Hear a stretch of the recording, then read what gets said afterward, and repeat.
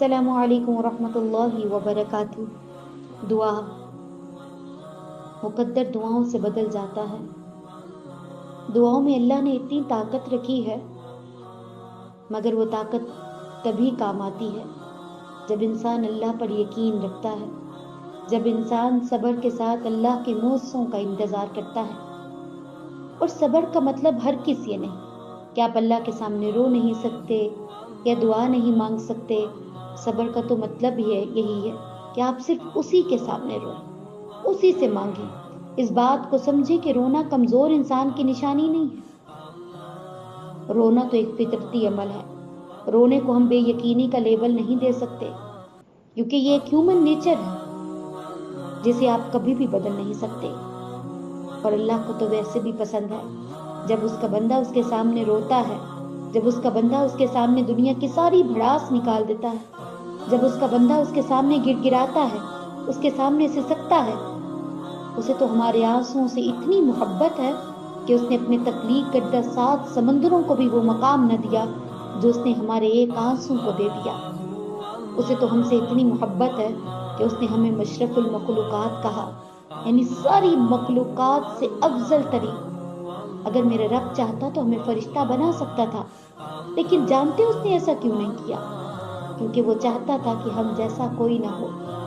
اس نے ہر مخلوق کی صفات ہم میں ڈال دی اور ہمیں حس سے نوازا، ہمیں محسوس کرنے کی صلاحیت سے نوازا، تاکہ ہم غم بھی محسوس کر سکیں اور خوشی بھی۔ باقی مخلوقوں کا راستہ اللہ تک پہنچنے کا بہت ہی آسان ہے، لیکن ہمارے حصے میں اس نے بڑی مشقت لکھ دی اور کہہ دیا کہ میں جس سے پیار کرتا ہوں اسے سب سے زیادہ آزماتا ہوں۔ جب اس نے اس مشقت کا صلہ اتنا پیارا دینے کا وعدہ کیا ہے تو ہم کیوں مایوس ہو جاتے ہیں؟ بس یقین رکھیے اور یقین رکھ کر چلتے رہیے۔ ہمارا کام چلنا ہے، راستوں کا بننا وہ جانے اور اس کی طاقتیں جانے۔ بس صبر رکھیں، پھر دیکھیں کہاں کہاں سے ترکیبیں لڑا لڑا کر وہ ہمیں منزلوں کو ہمارے قریب تر لائے گا اور ہماری تمام تر منزلوں کو ہمارے اس طرح سے قریب کر دے گا کہ ہمیں اندازہ بھی نہیں ہوگا۔ وہ دعاؤں کی توفیق یقین مانے تبھی دیتا ہے جب مقدر کے بدلنے کی گنجائش اس نے رکھی ہوتی ہے۔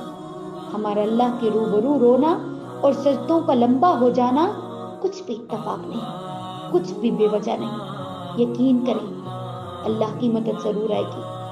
حالات جب ایسے پیدا ہو جائے نا کہ پریشانیاں سر چڑھ کر بولنے لگے، حوصلے جواب دینے لگے اور شکست سامنے کھڑی نظر آتی ہو، تو ایسے میں ہمیں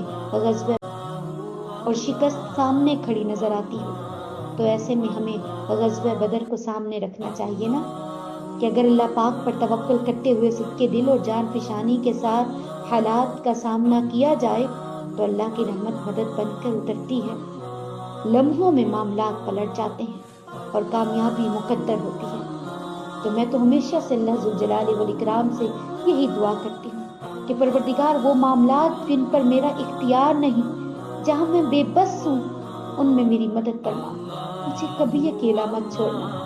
یا اللہ عز و جل سب کے حق میں یہ دعا قبول فرما، آمین یا رب العالمین۔ تو اللہ سے مانگتے رہیے، خوب خوب مانگیے، اللہ سے جتنا ہو سکتا ہے مانگے۔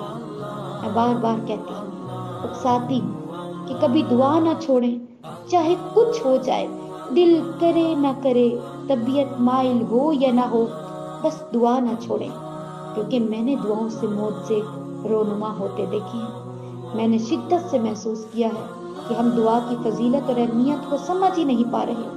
ہم جلد بدل جاتے ہیں، مایوس ہو کر ہاتھ چھوڑ دیتے ہیں۔ ہم یہ بھی نہیں سمجھ پا رہے کہ مسئلہ یا حاجت کتنا ہی معمولی کیوں نہ ہو، اس پر بھی دعا پوری شدت سے کیا کریں، کیونکہ آپ جتنی بار رب کو پکاریں گے اتنی بار رب کو آپ پر پیار آئے گا کہ میرا بندہ ہر معاملے میں مجھے ہی کل اختیار کا مالک سمجھتا ہے۔